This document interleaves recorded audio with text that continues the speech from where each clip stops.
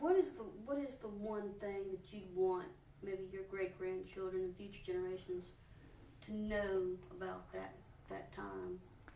Well, that we went that a winter war. We won it.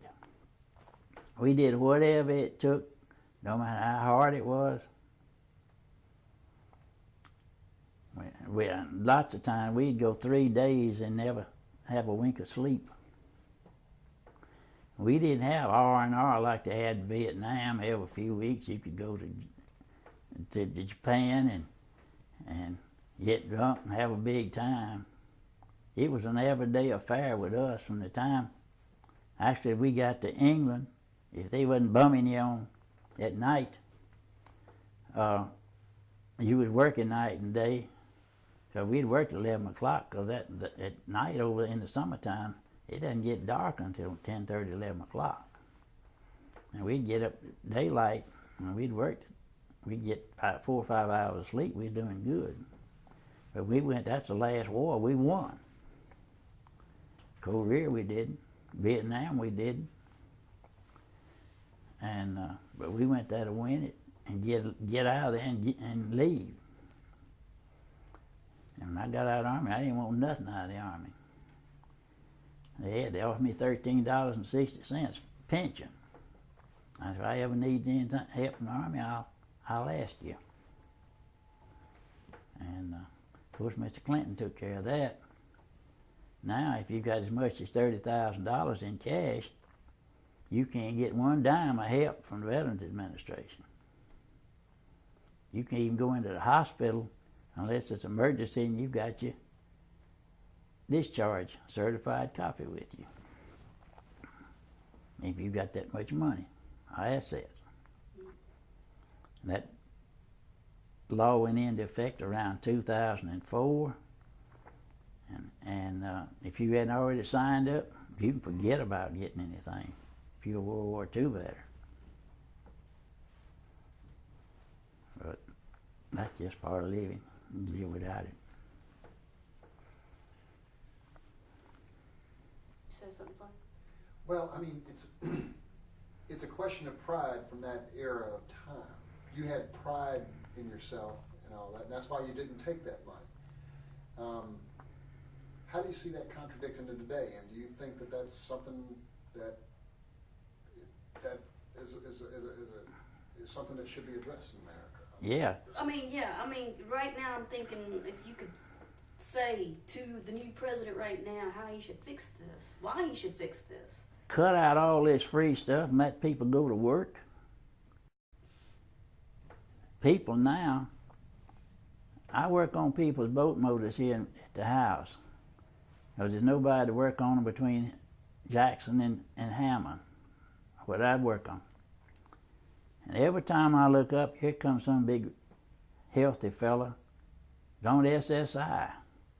But he can sit in the boat and fish every day, all 7, 8 hours, and got back trouble.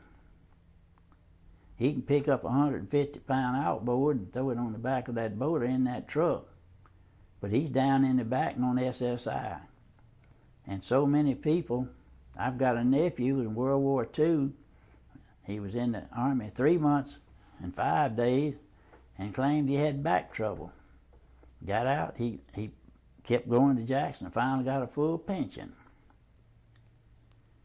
But he had cattle and tractors. He could ride a tractor all day long and work.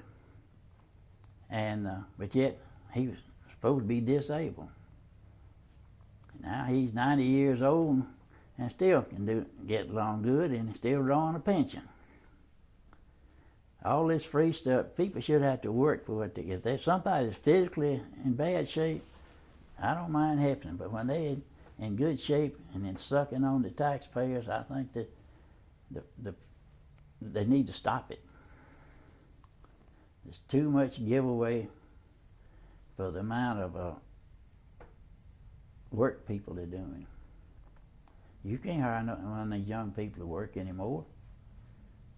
They can stay at home and draw unemployment or welfare, what have you. And that's what's bankrupt in our country. answer your question. No, I that's got okay. them off in another That's direction. okay. Is there anything else you want to tell us about that time? Any other stories about that time? I mean, that's, that pretty well covers what's been going on through the years. I started plowing a mule when I was 7 years old. And it didn't hurt me a bit. I'm 89, I work every day yet.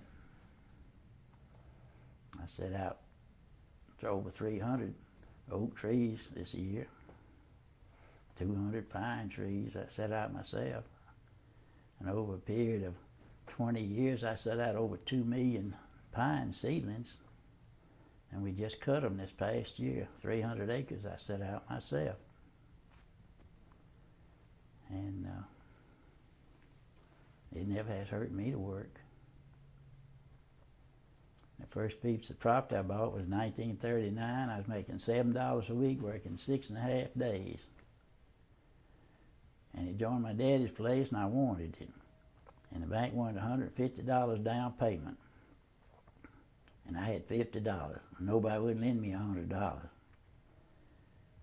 And at that time, they used to ice refrigerator cars in Macomb. A fella Kramer had an ice house. And I got a job at night. After I got off from my regular job at 6 o'clock, at 6:30, I was icing refrigerator cars to 1 o'clock the next morning. I worked 3 months, from 7 in the morning to 1 the next morning, 7 days a week, and made $154. And I bought that 247 acres of land, paid $800 for it. Good Lord. And I still got it. And then my mother died. I bought my brother's part of the old home place, and we've got right at 400 acres in it. But I put it all in timber, and we cut it last year. Clear cut it the first time. How do you think, or it did, your war experience change you?